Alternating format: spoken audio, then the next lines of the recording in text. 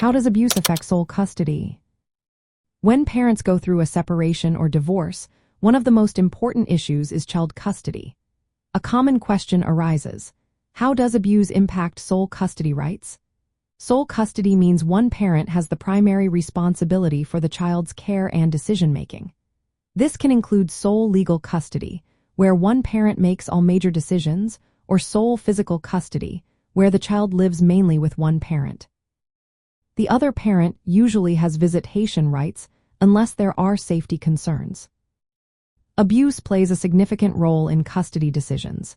If there is evidence that a parent has abused the child or the other parent, courts take this very seriously. Abuse can be physical, emotional, or sexual. Courts will closely examine any history of abuse when determining custody arrangements. If abuse is proven, the court is likely to limit or deny custody and visitation rights to the abusive parent. In many cases, this can lead to the other parent being awarded sole custody. The safety and well-being of the child is always the main concern for judges. They may require supervised visitation or restrict contact if there is a risk to the child. For parents who have experienced abuse, seeking sole custody can be a way to protect their child. It is essential to provide evidence of abuse to the court. This can include police reports, medical records, or witness statements. Courts are less likely to grant custody to a parent with a history of abuse, especially if the abuse was directed at the child or the other parent.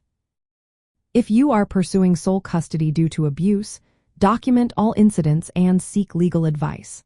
Courts will review all evidence and may order evaluations or investigations to determine what is best for the child. Even if one parent is granted sole custody, the other parent may still have some visitation rights unless the court finds it would be harmful to the child.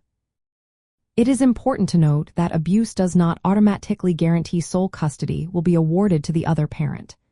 However, it is a strong factor in the court's decision. The court will consider the severity, frequency, and impact of the abuse. If the abuse is ongoing or severe, the court is more likely to award sole custody to the non-abusive parent and limit the abusive parent's involvement. Understanding the terms involved is also helpful. Sole custody means one parent has primary responsibility for the child. Legal custody refers to decision-making authority, while physical custody refers to where the child lives. Visitation rights allow the non-custodial parent to spend time with the child, but these can be restricted if abuse is present. In summary, abuse is a critical factor in custody cases. It can lead to sole custody being awarded to the non-abusive parent, with limited or supervised contact for the abusive parent. Always remember that the child's safety is the top priority in these decisions.